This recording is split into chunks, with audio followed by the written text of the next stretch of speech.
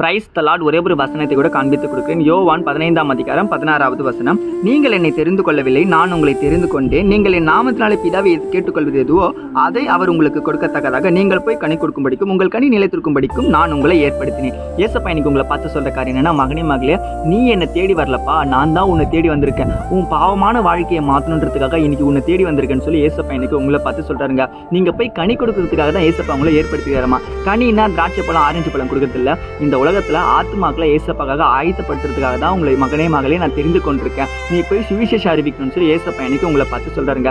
ஏசப்பா உயிர் தெழுந்த பிறகு சொன்ன முதல் கட்டல, நீங்கள் புறப்பட்டு போங்க, சகல எதுவும் சீஷராக்குங்க, பிதா குமார பரிசுத்தம் ஞானஸ்நானம் கொடுங்க. அப்ப என்ன விஷயம்? காஸ்பலை சொல்லு மகனே மகளே அப்படின்னு சொல்லி ஏசப்பா இன்னைக்கு உங்களை பார்த்து சொல்றாருங்க. நம்ம வேலைக்கு போறோம், ஸ்கூல் போறோம், காலேஜ் போறோம், எல்லா இடத்துக்கும் போறோம். ஆனா ஏசப்பா பத்தி சொன்னா நம்ம ஃப்ரெண்ட்ஸ் நம்மளை கிண்டல் பண்ணுவாங்க, நம்ம சொந்தக்காரங்க நம்ம ஏத்துக்க மாட்டாங்க, ஏன் கிறிஸ்டின்ஸுக்கு வீடே தர மாட்டாங்க. நம்மளை பத்தி 4 பேர் 4 விதமா சொன்னா கூட பரவாயில்ல மகனே மகளே, ஏசப்பா சொல்றாரு நீ என்னை பத்தி சொல்லு, அது உன் மேல இருந்த கடமையா இருக்குன்னு சொல்லி இன்னைக்கு ஆண்டவர் உங்களை பார்த்தாங்க சொல்றாரு. ஏசப்பா நமக்கு கொடுத்துருக்க ரட்சிப்பை நம்ம மற்றவங்களுக்கு கொடுக்கணுங்க. அதுக்கு தாங்க ஏசப்பா நம்மளை தேர்ந்தெடுத்திருக்காரு. விசுவாசிக்கிறீங்கன்னா ஆமீன் போட்டுக்கோங்க. இதே போல வைக்கிற வசனங்களை ஃபாலோ பண்ணிக்கோங்க. God bless you. ஆமீன்.